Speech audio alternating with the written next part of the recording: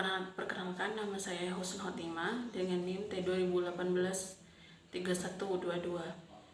Di sini saya akan menjelaskan tentang makalah anggaran dalam akuntansi manajemen. Yang pertama, tentang pengertian dari manajemen. Menurut Supriyono, penganggaran adalah penyusunan yang digambarkan secara kuantitatif dalam bentuk keuangan. Selanjutnya, penganggaran di sini terbagi menjadi 6. Yang pertama, pengetahuan tentang tujuan dan kebijaksanaan umum perusahaan. Yang kedua, data-data waktu yang lalu. Yang ketiga, kemungkinan perkembangan kondisi ekonomi. Selanjutnya yang keempat, pengetahuan tentang taktik, strategi, pesaing, dan gerak-gerik pesaing. Yang kelima, kemungkinan adanya perubahan kebijakan pemerintah. Selanjutnya yang terakhir adalah penelitian untuk perkembangan perusahaan. Selanjutnya di sini saya akan menjelaskan tentang macam-macam anggaran.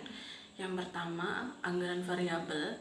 Yang dimaksud dengan anggaran variabel di sini adalah yang disusun berdasarkan interval kapasitas tertentu yang pada intinya disesuaikan pada tingkat tertentu.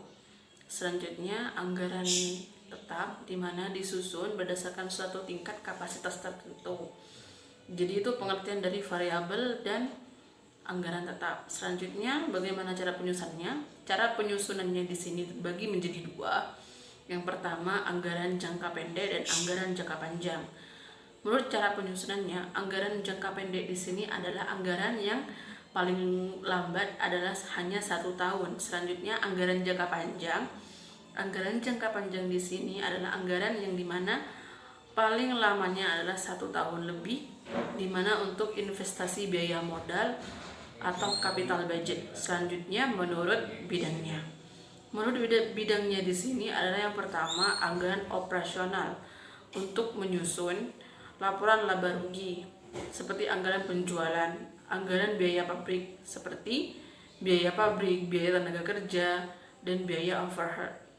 Di sini yang dimaksudnya adalah yang pertama beban usaha dan laporan uji laba. Selanjutnya yang B adalah anggaran keuangan. Anggaran keuangan di sini adalah untuk menyusun neraca seperti anggaran kas, anggaran piutang, anggaran persediaan, anggaran utang, dan anggaran neraca. Nah, jadi itu adalah menurut bidangnya. Yang ketiga di sini menurut kemampuannya, di mana adalah terbagi menjadi 2. Yang pertama, anggaran komprehensif, di mana rangkaian berbagai macam anggaran yang disusun secara lengkap. Selanjutnya yang B, anggaran parsial. Yang dimaksud dengan anggaran parsial di sini adalah kebalikannya, di mana anggaran untuk menyusun anggaran tertentu. Selanjutnya yang 4, menurut fungsinya, di mana yang pertama application budget, yaitu anggaran yang diperuntukkan bagi tujuan tertentu dan tidak boleh dimanfaatkan untuk tujuan tertentu.